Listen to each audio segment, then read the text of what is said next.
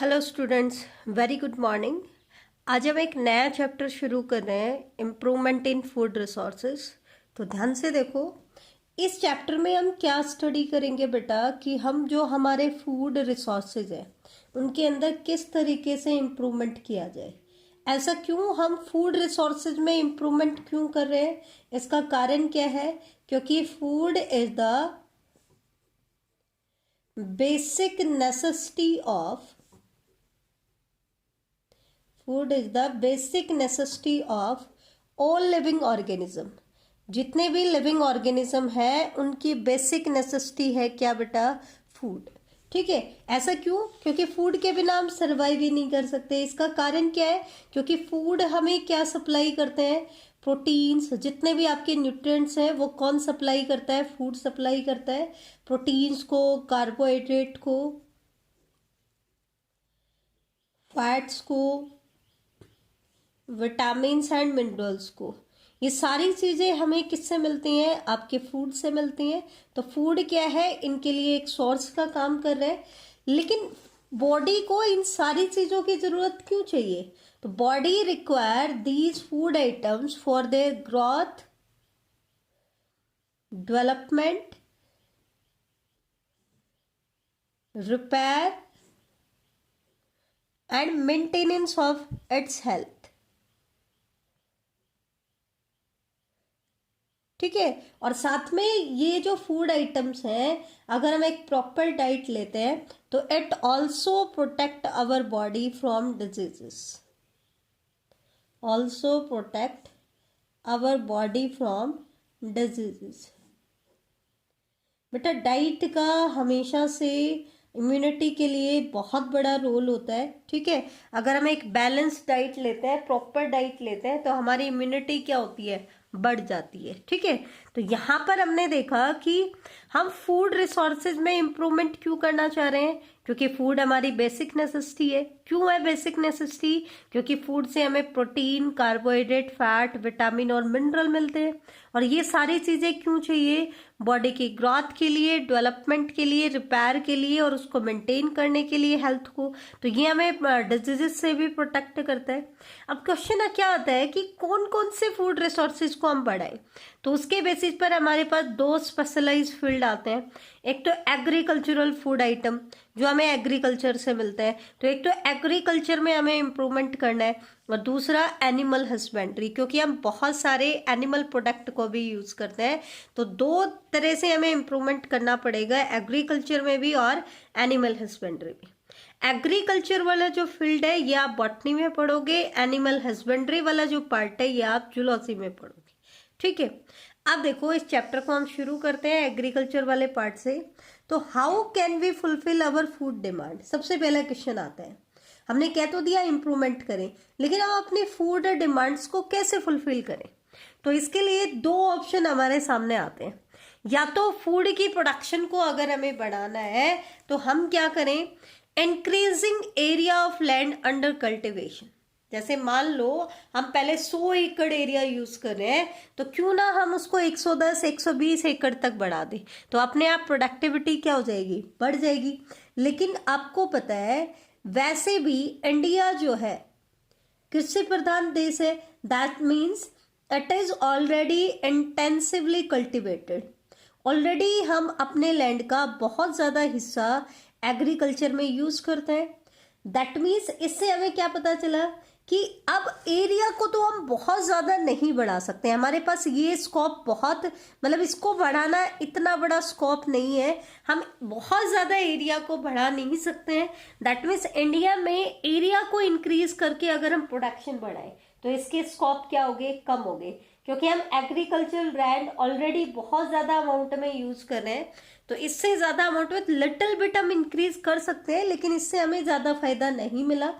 Second आता है कि क्यों ना जो भी क्रॉप एरिया हमारे पास अवेलेबल है उसी में हम प्रोडक्टिविटी बढ़ाएं। क्या बढ़ाएं? प्रोडक्टिविटी बढ़ाएं। मतलब लैंड तो हम इंक्रीज नहीं कर सकते बहुत ज्यादा, लेकिन जो लैंड हमारे पास अवेलेबल है उसी की एफिशिएंसी हमें बढ़ानी है। कैसे बढ़ानी है? एक तो इस एरिया को हम मैक्सिमली यूज कर पाए, मैक्सिमाइज कर पाए। तो हम आगे पढ़ेंगे, अलग अलग टाइप की क्रॉप्स को मिक्स करके प्रॉपर तरीके से हमने ग्रो कराया, तो वो काफ़ी हद तक इसको प्लांट्स को अगर हम डिजीज से प्रोटेक्ट करने की कोशिश करें, पोस्ट हार्वेस्ट लॉसेस को बचाएं, तो ऐसे बहुत सारे प्रॉपर इरिगेशन करें, बहुत सारे मेथड हमारे पास हैं जो इस अवेलेबल लैंड में भी हमारी प्रोडक्टिविटी को बढ़ा सकते हैं। तो मेनली हमारा फोकस किसके ऊपर रहेगा, सेकंड पॉइंट पे, क्योंकि फर्स्ट केस में हमारे पास स्कोप ज़्यादा नहीं है, क्योंकि हम ऑलरेडी हमारे लैंड का काफ़ी परसेंटेज जो है वो हम एग्रीकल्चर में यूज़ करते आ रहे हैं। तो जब हमने प्रोडक्शन एफिशिएंसी को बढ़ाया क्रॉप की और लाइफ स्टॉक की, तो कुछ रेवोल्यूशन का मतलब है यहाँ पे कि हमने उनके प्रोडक्शन को एकदम से एनहांस किया है, तो उनकी प्रोडक्टिविटी बढ़ाया है। तो उससे रिलेटेड कुछ टर्म्स हैं, कुछ फूड डिमांड्स को हमने फुलफिल करने की कोशिश की है, जैसे कि ब्लू रेवोल्यूशन। ब्लू रेवोल्यूशन किसके लिए आया बेटा, फॉर इंक्रीजिंग फिश प्रोडक्शन। हमने क्या कर दिया, फिश की प्रोडक्शन को बढ़ा दिया। This term is use for increasing fish production. जब ब्लू रेवोल्यूशन आया तो साइंटिस्ट का मेन फोकस था फिश की प्रोडक्शन को बढ़ाने पे। फिर येलो रेवोल्यूशन में हम किसके प्रोडक्शन को बढ़ाते हैं, ऑयल की प्रोडक्शन को बढ़ाया जाता है। ठीक है, ऑयल की प्रोडक्शन में बेटा सिर्फ हम क्वांटिटी पे ही ध्यान नहीं देते हैं, क्वांटिटी के साथ साथ क्वालिटी को भी इम्प्रूव करने की कोशिश की जाती है, क्योंकि क्वांटिटी इंक्रीज करना तब तक बहुत ज़्यादा बेनिफिशियल नहीं है जब तक क्वांटिटी के साथ साथ क्वालिटी को इम्प्रूव ना किया जाए। तो ध्यान रखना, इन सब में हमने क्या किया है, इनकी प्रोडक्शन को बढ़ाया है। दैट मीन्स हमने क्वांटिटी तो बढ़ाई है, साथ में क्वालिटी पे भी ध्यान दिया है। तो ये चीज ध्यान रखना। येलो रेवोल्यूशन लिंक्ड है ऑयल प्रोडक्शन से, ब्लू रेवोल्यूशन फिश प्रोडक्शन से। व्हाइट रेवोल्यूशन जैसा आपको सबको पता है कि ये किसके लिए चलाया गया, for increasing milk production, for increasing milk production. Milk की प्रोडक्शन को बढ़ाने के लिए इसको चलाया गया था। ठीक है, गोल्डन रेवोल्यूशन किसके लिए चलाया गया, पल्सेस की प्रोडक्शन को इंक्रीज करने के लिए। दालें जो होती हैं हमारी, उनके प्रोडक्शन को बढ़ाने के लिए क्या चलाया गया, गोल्डन रेवोल्यूशन चलाया गया। नेक्स्ट आता है ग्रीन रेवोल्यूशन। ग्रीन रेवोल्यूशन चलाया गया था बेटा फूड ग्रेन की प्रोडक्शन को बढ़ाने के लिए। किसकी प्रोडक्शन को बढ़ाने के लिए, फूड ग्रेन की प्रोडक्शन को अगर हमें बढ़ाना है तो उसके लिए जो स्कीम चलाएगी वो क्या था, ग्रीन रेवोल्यूशन। अब ग्रीन रेवोल्यूशन में कई बार पूछ लेते हैं कि फादर ऑफ ग्रीन रेवोल्यूशन कौन है, तो इसका फादर है बेटा नॉर्मन ई बोरलॉग। इसने बहुत ज़्यादा रिसर्च की है, बहुत ज़्यादा काम किया है प्रोडक्टिविटी को बढ़ाने के लिए। इम्प्रूव्ड व्हीट वैरायटी भी इसने बनाई है, जो सेमी ड्वार्फ वेराइटीज़ हैं। क्योंकि सेमी ड्वार्फ का मतलब क्या है, प्लांट की हाइट बहुत ज़्यादा नहीं होती है। और बेटा एक कॉन्सेप्ट होता है अपिकल डोमिनेंस। ठीक है, अगर प्लांट एपेक्स की तरफ ग्रो करता है, मतलब लेंथ ज़्यादा बढ़ती है, तो ब्रांचिंग कम होती है। और क्योंकि इन प्लांट्स में ब्रांचिंग पे ही आपको प्रोडक्ट मिलता है, तो अगर हम प्लांट की हाइट को कम कर देंगे तो प्रोडक्टिविटी अपने आप क्या हो जाएगी, बढ़ जाएगी। लेकिन अगर आपसे पूछ ले, ये चीज इंपॉर्टेंट है, Indian father of green revolution, Indian father कौन है, तो Indian father of green revolution है MS स्वामीनाथन। इंडियन फादर कौन है, MS स्वामीनाथन। ठीक है, अब बेटा जैसे ही रेवोल्यूशंस आई तो हमने प्रोडक्शन को बढ़ाना शुरू कर दिया। और वो प्रोडक्शन कैसे बढ़ाई गई, एक तरीके से देखा जाए तो लैंड का मैक्सिमम यूटिलाइजेशन कर दिया। दैट मीन्स हम पर्टिकुलरली क्या कर रहे हैं, नेचुरल रिसोर्सेज को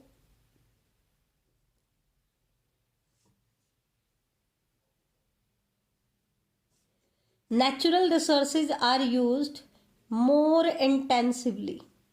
इनको बहुत ज़्यादा हम यूज़ करने लगे। अब एक चीज़ देखो, नेचुरल रिसोर्सेज की क्या होती है, एक रिप्लेसमेंट की टेंडेंसी होती है कि जो नुकसान होता है उसको वो रिपेयर कर लेता है। लेकिन क्योंकि हमने इसका यूज़ बहुत ज़्यादा बढ़ा दिया, बहुत ज़्यादा इंटेंसिवली हम इनको यूज़ करने लगे, तो इसकी वजह से क्या हो गया कि वो अपने आप को रिकवर नहीं कर पाए। तो हमने क्या करना शुरू कर दिया, we are damaging our natural resources. क्योंकि ओवर प्रोडक्शन की वजह से हमने क्या कर दिया, अपने नेचुरल रिसोर्सेज को डैमेज करना शुरू कर दिया। और अगर नेचुरल रिसोर्सेज डैमेज होना शुरू हो गए तो इनके अंदर बैलेंस जो है वो कंप्लीटली डिस्ट्रॉय हो जाएगा, ठीक है। और इकोसिस्टम में बैलेंस अगर हो जाए तो इम्बैलेंस अगर क्रिएट हो जाता है तो उसकी वजह से पूरा का पूरा इकोसिस्टम आपका डिस्ट्रॉय हो जाता है। दैट मीन्स हमारी डाइवर्सिटी लॉस होना शुरू हो जाएंगी और उसके फिर बहुत ज़्यादा हार्मफुल इफेक्ट आते हैं। तो हमें क्या चाहिए, ऐसा कोई इम्पॉर्टेंट मेथड चाहिए जो फूड की प्रोडक्शन को भी बढ़ा दे, फूड की प्रोडक्शन को भी क्या कर दे, इंक्रीज कर दे, ठीक है, लेकिन हमारे एनवायरमेंट में इम्बैलेंस भी क्रिएट ना करे, एनवायरमेंट में भी क्या रखे, बैलेंस रखे। दैट मीन्स दोनों की रिक्वायरमेंट फुलफिल हो जाए, नेचर का एक्सप्लॉयटेशन भी ना हो और हमारी जो फूड रिक्वायरमेंट है वो भी फुलफिल कर दे। तो उसके लिए फिर क्या है बेटा, सस्टेनेबल एग्रीकल्चर। ध्यान देना, जब आपकी रेवोल्यूशंस आई तो एकदम से फूड की प्रोडक्शन बढ़ी, लेकिन बाद में फिर हमें रियलाइज हुआ कि अगर हम रेवोल्यूशन कर रहे हैं तो हम नेचुरल रिसोर्सेज को मोर इंटेंसिवली यूज करते जा रहे हैं, तो लॉन्ग टर्म में वो क्या करते हैं, हमारे नेचुरल रिसोर्सेज को डैमेज करते जा रहे हैं, जिसकी वजह से एनवायरनमेंट में इम्बैलेंस क्रिएट हो जाता है, ठीक है। तो हमें एक ऐसा मेथड चाहिए था जिससे हमारी रिक्वायरमेंट भी फुलफिल हो जाए, दैट मीन्स फूड प्रोडक्शन भी बढ़ जाए और एनवायरनमेंट भी बैलेंस में रहे, उसमें इम्बैलेंस ना आए। तो इस प्रॉब्लम का सोल्यूशन क्या आया, सस्टेनेबल एग्रीकल्चर। अब सस्टेनेबल एग्रीकल्चर क्या है, it is a technique of farming. ये फार्मिंग की एक ऐसी टेक्निक है दैट maximizes agricultural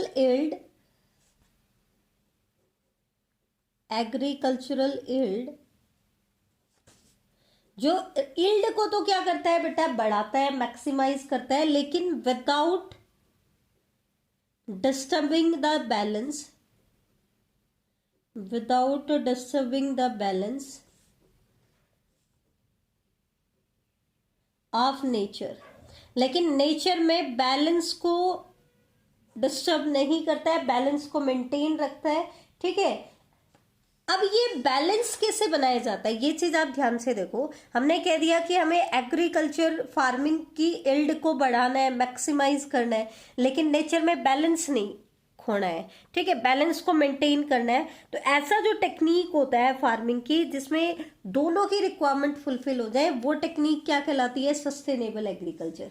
तो इसमें क्या किया जाता है बेटा, ध्यान से देखना, केमिकल फर्टिलाइजर्स की जगह पे बायो फर्टिलाइजर्स को यूज किया जाता है। ध्यान देना, क्योंकि आगे आप इस चैप्टर में पढ़ोगे कि स्टार्टिंग में हमने जब रेवोल्यूशन आई तो प्रोडक्टिविटी बढ़ाने का मेन कारण क्या था कि हमने फर्टिलाइजर्स यूज किए। कैसे फर्टिलाइजर थे वो, केमिकल फर्टिलाइजर थे, ठीक है। दूसरा कारण क्या था कि हमने पेस्टिसाइड्स यूज किए थे, केमिकल पेस्टिसाइड्स। तो इन केमिकल्स की वजह से क्या हुआ बेटा, एक बार तो हमारी प्रोडक्टिविटी बढ़ी, लेकिन फिर उन्होंने क्या कर दिया, जो आपकी सोयल थी या जो भी आपके नेचुरल रिसोर्सेज थे उनकी क्वालिटी को स्पॉइल करना शुरू कर दिया, सोयल की फर्टिलिटी रिड्यूस होगी। तो एक बार तो प्रोडक्शन बढ़ी लेकिन फिर दोबारा कम हो गई। साथ में केमिकल्स अगर फूड चेन में एंटर कर जाएं तो वो हार्मफुल इफेक्ट भी डालते हैं। तो दैट मीन्स जो रिवोल्यूशन में केमिकल फर्टिलाइजर और पेस्टिसाइड्स को डाला गया, हमें उनको ऐसी चीजों से रिप्लेस करना है जो नेचर के लिए हार्मफुल ना हो। तो हमने केमिकल फर्टिलाइजर को रिप्लेस कर दिया बायो फर्टिलाइजर से, पेस्टिसाइड्स को रिप्लेस कर दिया बायो पेस्टिसाइड से। तो इससे क्या हुआ, हमारी प्रोडक्शन भी बढ़ गई, क्योंकि जो काम फर्टिलाइजर कर रहे थे वही काम बायो फर्टिलाइजर करेंगे, जो पेस्टिसाइड्स कर रहे थे पेस्ट को किल करने का वही काम कौन करेंगे, बायो पेस्टिसाइड। और साथ में ये जो है ये नेचर को डिस्टर्ब भी नहीं करेंगे, नेचर के ऊपर कोई भी हार्मफुल इफेक्ट भी नहीं डालेंगे। तो ये जो मेथड था एग्रीकल्चर का, इसको हमने नाम दिया सस्टेनेबल एग्रीकल्चर। सस्टेनेबल का मतलब ही क्या होता है बेटा, कि हमारी रिक्वायरमेंट भी फुलफिल हो जाए और नेचर में इम्बैलेंस भी ना आए, ठीक है। तो एडवांटेजेस क्या क्या आई सस्टेनेबल एग्रीकल्चर की वो देख लेते हैं। सबसे पहली एडवांटेज क्या है, it increase the production, food की प्रोडक्शन को बढ़ा दिया, but without polluting the environment, लेकिन इन्वायरमेंट को पॉल्यूट नहीं किया, without polluting the environment, environment को पोल्यूट किए बिना प्रोडक्शन को बढ़ा दिया गया है। ठीक है। दूसरा, अब क्योंकि प्रोडक्शन बढ़ रही है, प्रोडक्टिविटी बढ़ रही है, तो हमारा जो कंट्री है वो फूड के लिए कैसा बन गया, सेल्फ सफिशिएंट बन गया। अब हमें बाहर से इंपोर्ट कराने की ज़रूरत नहीं है, हमारे पास खुद में इतना ग्रेन हम प्रोड्यूस करने लगे, इतने फूड आइटम्स हम बनाने लगे कि हमारे लोगों के लिए सफिशिएंट है। इसका मतलब इसकी वजह से हमारा कंट्री कैसा हो गया, सेल्फ सफिशिएंट हो गया। ठीक है। और क्योंकि प्रोडक्टिविटी बढ़ने लगी तो फार्मर्स को बेनिफिट क्या मिलने लग गया, ज़्यादा, तो farmers can earn more money, farmers की भी इनकम क्या होगी, बहुत ज़्यादा होगी, तो उनको भी बेनिफिट होने लग गया। तो ये सारी एडवांटेज थी आपकी किसकी बेटा, सस्टेनेबल एग्रीकल्चर। सस्टेनेबल एग्रीकल्चर क्या करती है, प्रोडक्टिविटी भी बढ़ाती है लेकिन इन्वायरमेंट को पोल्यूट नहीं करती है। प्रोडक्टिविटी बढ़ रही है तो हमारी फूड डिमांड्स फुलफिल हो रही है, तो हमारा कंट्री सेल्फ सफिशिएंट बन रहा है। और क्योंकि प्रोडक्टिविटी बढ़ रही है तो फार्मर्स की इनकम भी बढ़ रही है, तो they can earn more and more money. ठीक है। अब कुछ दो टर्म्स आते हैं जो एग्रीकल्चर से रिलेटेड है। पहला टर्म आता है एग्रोनॉमी। तो एग्रोनॉमी क्या होती है, ये देखो, the branch of agriculture, the branch of agriculture connected with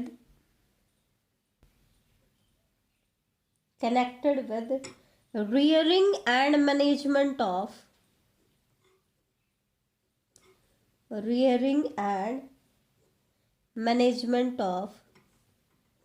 crop plants। ये एक ऐसी ब्रांच है एग्रीकल्चर की जो रिलेटेड होती है किससे, rearing and management of crop plants. That means हम क्रॉप प्लांट्स की केयर करते हैं, उनको प्रॉपरली मैनेज करते हैं। ठीक है। तो ऐसी साइंस की एग्रीकल्चर की ब्रांच क्या कहलाती है, एग्रोनॉमी। इसी से रिलेटेड टर्म आता है हॉर्टिकल्चर, लेकिन दोनों में मैं आपको डिफरेंस बताऊंगी। हॉर्टिकल्चर क्या होती है, the science of growing and management of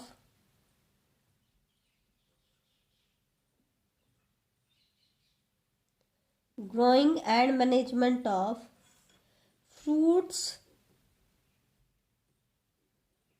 vegetables and flowering plants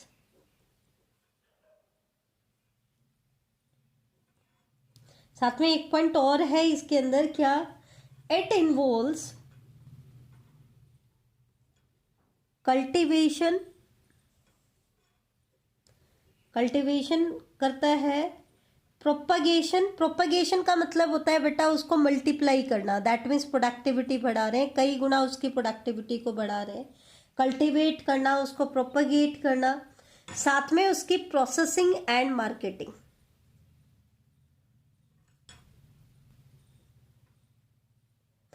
अब दोनों में डिफरेंस देखो। एक चीज मैं आपको बता दूं, फिर आपको सारी चीजें क्लियर हो जाएंगी कि एग्रोनॉमी जो है it mainly focus on biomass, मतलब प्रोडक्टिविटी बढ़ाने पे ध्यान देती है। इसका मेन फोकस क्या होता है कि हमें बायोमास बढ़ाना है, प्रोडक्टिविटी बढ़ानी है। ठीक है। हालांकि हॉर्टिकल्चर भी प्रोडक्टिविटी बढ़ाता है, लेकिन इसका मेन फोकस किसके ऊपर होता है बेटा, इट फोकस ऑन क्वालिटी। ये मेनली किस पे ध्यान देता है, क्वालिटी पे भी ध्यान देता है कि कैसी क्वालिटी का प्रोडक्ट हम रिलीज कर रहे हैं, तो उसकी क्वालिटी को इम्प्रूव करने पे भी ध्यान देता है। ध्यान से सुनना, एग्रोनॉमी का मेन फोकस होता है बायोमास को बढ़ाना, जबकि हॉर्टिकल्चर का मेन फोकस होता है क्वालिटी को बढ़ाना। ये भी क्रॉप प्लांट्स को प्रॉपरली रियर करता है, मैनेज करता है। ये क्रॉप प्लांट के साथ साथ आपके फ्रूट्स, फ्लावरिंग प्लांट्स और वेजिटेबल्स, इनको भी ग्रो कराता है और मैनेज करता है, मतलब रियरिंग एंड मैनेजमेंट करता है। लेकिन ये इसके साथ साथ, वो तो सिर्फ क्या कर रहा था, कल्टीवेशन करा रहा था, ये उसके साथ साथ क्या कर रहा है, उसका प्रोपगेशन भी करा रहा है, उसको मल्टीप्लाई भी करा रहा है, उसकी प्रोसेसिंग भी कर रहा है और उसकी मार्केटिंग भी कर रहा है। दैट मीन्स इसका मेन फोकस किसके ऊपर है, क्वालिटी के ऊपर मेन फोकस है। ठीक है, तो ये चीज आप ध्यान रखना, ये चीज इंपॉर्टेंट है। अब हम चलते हैं नेक्स्ट पार्ट की तरफ। अब हम स्टडी करेंगे अलग अलग कैटेगरी के प्लांट्स के बारे में, कि जो भी हम फूड ग्रेन्स हैं तो किस किस टाइप के फूड आइटम्स हम यूज करते हैं जो हमें प्लांट से ऑब्टेन होता है। तो सबसे पहले हम यूज करते हैं सीरियल क्रॉप्स। अब एक एक का हम कैटेगरी का हम बताएंगे कि वो हम क्यों यूज करते हैं।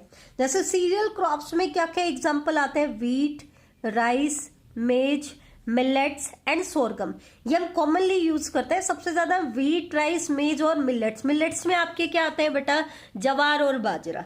ठीक है, तो ये हम मेनली क्यों यूज करते हैं, क्यों खाते हैं हम लोग, बिकॉज दे प्रोवाइड कार्बोहाइड्रेट, ये हमें कार्बोहाइड्रेट प्रोवाइड करते हैं बेटा। और एक चीज ध्यान रखना, कार्बोहाइड्रेट और फैट ये एनर्जी रिक्वायरमेंट को फुलफिल करते हैं, एनर्जी गिविंग फूड आइटम्स हैं, तो ये एनर्जी रिक्वायरमेंट के लिए होते हैं। तो हम जितनी भी आपके सीरियल क्रॉप्स होते हैं जो हम खाते हैं रूटीन में, हमारे फूड का एक इम्पॉर्टेंट पार्ट है, वीट, राइस, ठीक है, मिलेट्स, मेज या सॉर्गम, ये हम क्यों कंज्यूम करते हैं, क्योंकि ये फूड आइटम हमें कार्बोहाइड्रेट प्रोवाइड करते हैं और कार्बोहाइड्रेट हमारी एनर्जी की रिक्वायरमेंट को फुलफिल करते हैं। दूसरे एग्जाम्पल आता है पल्सेस। तो अगर हम पल्सेस को देखें तो एग्जाम्पल क्या है, जैसे ग्राम, ग्राम हम किसको कह रहे हैं, जिसको हम कॉमनली चना कहते हैं। पी को हम कॉमनली मटर कहते हैं। लेंटिल, मसूर की जो दाल होती है, जितनी भी दालें हैं हमारी वो इसके अंदर आ जाएंगी। लेंटिल हम किसको बोलते हैं, मसूर को। ब्लैक ग्राम हम किसको बोलते हैं, उड़द, जो काली दाल होती है वो कैसे, उसको क्या कहते हैं बेटा, हम उड़द कहते हैं। ग्रीन ग्राम किसको कहते हैं, मूंग को। पीजन पी किसको कहा जाता है, अरहर को। तो ये आपको याद होना चाहिए क्योंकि जर्नली हम यूज करते हैं पीजन पी, तो पीजन पी क्या है, अरहर है। ग्रीन ग्राम क्या है, मूंग है। ब्लैक ग्राम किसको बोल रहे हैं, उड़द। लेंटिल किसको बोल रहे हैं, मसूर को। तो ये चीजें आप ध्यान रखना। तो दालें हम क्यों खाते हैं, आपको बहुत बहुत अच्छे से पता है कि ये हमें क्या प्रोवाइड करती हैं, प्रोटीन प्रोवाइड करती हैं। तो दे प्रोवाइड प्रोटीन। नेक्स्ट आता है oil seed crop. Oil seed crop मतलब जिनसे हमें ऑयल मिलता है। तो जैसे कि आपका मस्टर्ड हो गया, सनफ्लावर, सोयाबीन, ग्राउंडनट, सिसेम, सिसेम किसको कहते हैं, तिल को। कैस्टर, लिनसीड किसको बोलते हैं, अलसी, जिसकी काफी मेडिसिनल इंपॉर्टेंस भी होती है। ठीक है, तो अलसी जो होता है, सिसेम जो तिल होता है, ये सारी क्रॉप हमारी कैसी हैं, जो हमें ऑयल देती हैं। तो ये ऑयल के अंदर क्या होता है बेटा, फैट होता है। तो ये हमें क्या प्रोवाइड करेंगी, फैट। और हमने बताया कि फैट किस लिए चाहिए, प्रोटीन और फैट और आपका कार्बोहाइड्रेट, ये एनर्जी रिक्वायरमेंट को फुलफिल करता है। तो ये चीज ध्यान रखना। नेक्स्ट आती है आपकी स्पाइसेस। अब स्पाइसेस कैसे, चिली, जिंजर, टर्मरिक। तो चिली मेनली तो ये किसके लिए होता है, टेस्ट को एनहांस करने के लिए होता है। ठीक है, लेकिन आपको पता है जिंजर और टर्मरिक की तो मेडिसिनल इंपॉर्टेंस भी होती है। नेक्स्ट आती है फोडर क्रॉप। मतलब हम कह रहे हैं कि हमें क्रॉप में इंप्रूवमेंट करना है, तो उसकी अलग अलग कैटेगरी बना ली हमने। फोडर क्रॉप मतलब जो हम एनिमल्स के लिए, कैटल्स के लिए जो फोडर तैयार करते हैं, तो जिनसे हमें वो फोडर मिलता है उनको हम क्या कहते हैं, फोडर क्रॉप कहते हैं। कौन कौन सी फोडर क्रॉप होती है, जैसे कि ऑट, या फिर इसको हम सूडान ग्रास भी बोल देते हैं, सूडान ग्रास।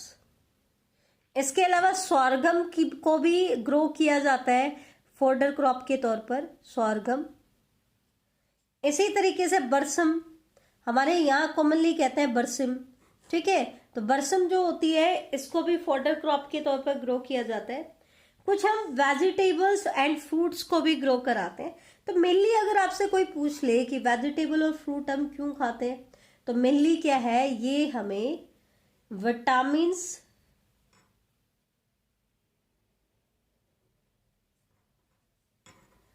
मेनली तो हमें विटामिन्स और मिनरल्स प्रोवाइड करते हैं। ठीक है, लेकिन सम क्वांटिटी में, स्मॉल क्वांटिटी इनके पास किसकी होती है, स्मॉल अमाउंट में प्रोटीन, कार्बोहाइड्रेट और फैट भी देते हैं। लेकिन मेनली फ्रूट और वेजिटेबल हम क्यों खाते हैं बेटा? विटामिन और मिनरल्स के लिए, क्योंकि कार्बोहाइड्रेट के लिए तो मेनली हम सीरियल्स लेते हैं, फैट के लिए हम ऑयल, बटर या आपका जो घी होता है वो हम यूज करते हैं, प्रोटीन के लिए मेनली हम दालें यूज करते हैं। लेकिन वेजिटेबल और फ्रूट्स हम मेनली किसके लिए खाते हैं? विटामिन और मिनरल्स के लिए। हालांकि इनके अंदर स्मॉल क्वांटिटी में आपके प्रोटीन, कार्बोहाइड्रेट और फैट भी प्रेजेंट होते हैं, लेकिन इनका मेन फंक्शन क्या होता है कि ये हमें विटामिन और मिनरल्स देते हैं। ठीक है, अब एक चीज देखो, नेक्स्ट पॉइंट आता है। अब हमने बात तो कर ली कि हमें क्रॉप क्यों चाहिए, लेकिन जब हम प्लांट को कल्टीवेट कराना शुरू किया तो हमें एहसास हुआ कि डिफरेंट क्रॉप्स जो है ना, they require different climatic conditions. हम सभी क्रॉप को किसी भी सीजन में ग्रो नहीं करा सकते हैं, उनके लिए अलग अलग क्लाइमेटिक कंडीशंस होती हैं। जैसे कि वीट हम कब लगाते हैं बेटा? अक्टूबर नवंबर में लगाते हैं, सोइंग करते हैं अक्टूबर नवंबर में और कटिंग कर लेते हैं मार्च अप्रैल में।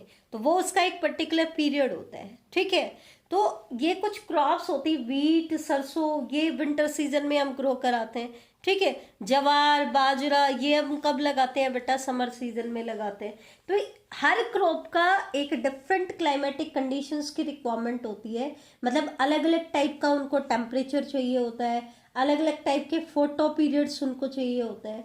ठीक है, उनकी ग्रोथ और डेवलपमेंट के लिए अगर उनको सुटेबल क्लाइमेट नहीं मिलता तो वो अपनी लाइफ साइकिल को कंप्लीट नहीं कर पाते हैं। तो ध्यान रखना, ये जो डिफरेंट क्लाइमेटिक कंडीशंस जो है ये लाइफ साइकिल के कंप्लीशन के लिए इनको चाहिए होती है।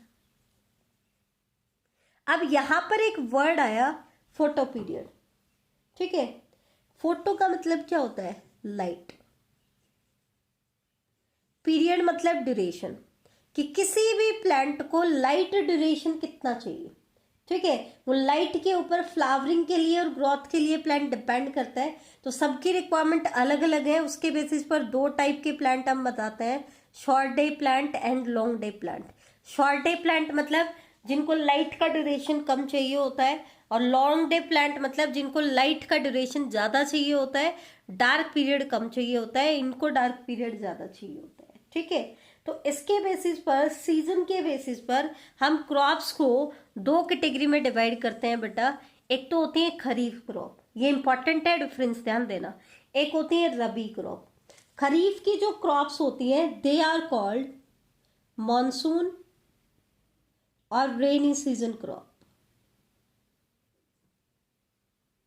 मानसून या रेनी सीजन क्रॉप भी इनको कहते हैं। दैट मीन समर में जो हम लगाते हैं, इनका सोइंग टाइम पीरियड होता है मई जून से लेकर के, और कटिंग हम करते हैं इनकी अक्टूबर नवंबर में।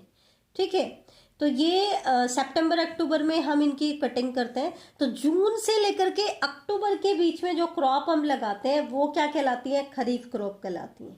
ठीक है, और रबी क्रॉप को हम क्या कहते हैं? नॉन मानसून सीजन क्रॉप, क्योंकि मानसून सीजन में नहीं लगाई जाती, तो नॉन मानसून सीजन क्रॉप कहलाती है। ठीक है, अब मानसून में नहीं लगाते तो कब लगाते हैं इनको? विंटर सीजन में ग्रो कराते हैं। तो इन क्रॉप को कब किया जाता है? ग्रो कराया जाता है विंटर सीजन में, हम ग्रो कराते हैं। अब आता है कि इनके सोइंग कब करते हैं और इनकी कटिंग कब करते हैं, हार्वेस्टिंग कब करते हैं। तो खरीफ क्रॉप की सोइंग तो की जाती है जून जुलाई में, दे आर शोन इन जून जुलाई, जबकि रबी क्रॉप की सोइंग की जाती है in the season of, in the month of October November. अक्टूबर नवंबर में इनको हम लगाते हैं। और हार्वेस्टिंग कब करेंगे, मतलब कटिंग कब करेंगे, फसल आपकी पककर तैयार कब हो जाती है, इसको हम हार्वेस्ट करते हैं खरीफ क्रॉप को सितंबर अक्टूबर में, जबकि रबी क्रॉप की हार्वेस्टिंग की जाती है मार्च अप्रैल में। ठीक है, खरीफ क्रॉप को हम समर सीजन क्रॉप भी कहते हैं, क्योंकि समर सीजन में ग्रो करती हैं। ठीक है, तो they are also called summer season crop. और इनको हम विंटर सीजन क्रॉप कहते हैं, क्योंकि अक्टूबर नवंबर से लेकर के मार्च अप्रैल तक हमारा कौन सा सीजन होता है? विंटर सीजन होता है। तो इनको विंटर सीजन क्रॉप भी कहा जाता है।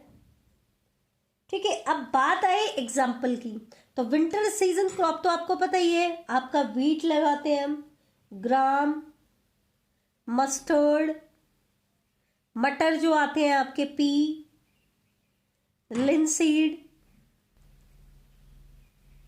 ठीक है। ये सारी की सारी क्रॉप कैसी हैं, दे आर रबी क्रॉप। और इसके विपरीत समर सीजन में हम क्या लगाते हैं बेटा, राइस। राइस समर में लगाया जाता है, जबकि व्हीट विंटर में लगाया जाता है। मेज, सोयाबीन, देखो जब रेनी सीजन आता है तो हम मक्का खाते हैं ना, तो ये समर सीजन मॉनसून सीजन की क्रॉप है। सोयाबीन हो गया, कॉटन हो गया, ठीक है। आपका पीजन पी की जितनी भी वैरायटी है बेटा, सिंपल ध्यान देना, मटर जो है वो तो हम कब लगाते हैं, रबी क्रॉप होती है विंटर सीजन में। लेकिन पीजन पी जो होता है वो समर सीजन की क्रॉप है, ये चीज ध्यान रखना। ग्रीन ग्राम जो है, मूंग जो होता है, वो भी आपकी खरीफ क्रॉप है, समर सीजन क्रॉप है, ध्यान रखना। ब्लैक ग्राम जो होता है, उड़द, वो भी कैसी है आपकी खरीफ सीजन की क्रॉप है। तो इस तरीके से सीजन के बेसिस पर हमने इनको दो कैटेगरी में डिवाइड किया है, kharif season crop and rabi season crop. एक बार क्विक रिवीजन ले लेते हैं। इनको हम मॉनसून या रेनी सीजन क्रॉप भी कहते हैं या समर सीजन क्रॉप भी कहते हैं। इनकी सोइंग की जाती है जून जुलाई में और हार्वेस्टिंग कर लेते हैं सितंबर अक्टूबर में। जबकि रबी क्रॉप को नॉन मानसून सीजन क्रॉप या विंटर सीजन क्रॉप भी कहते हैं। इनकी सोइंग करते हैं अक्टूबर नवंबर में और हार्वेस्टिंग करते हैं मार्च अप्रैल में। इनसे अलावा एक और कैटेगरी आती है प्लांट्स की, that is Z crop. Z crop मतलब अब देखो, इनकी हार्वेस्टिंग हमने कर ली मार्च अप्रैल में, लेकिन क्रॉप हमने कब लगाई, जून जुलाई में, ठीक है। तो ये क्या कह रहे हैं, अर्ली समर सीजन में, क्योंकि बीच में जो टाइम गैप है, अर्ली समर सीजन क्रॉप, इनको हम बोलते हैं early summer season crop. That means इनको ग्रो कराया जाता है अप्रैल और जून के बीच में।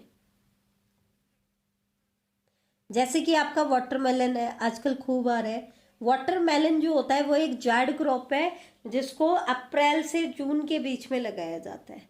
तो ये था हमारा आज का टॉपिक। नेक्स्ट लेक्चर में बेटा हम इसके आगे का स्टडी करेंगे। Thank you.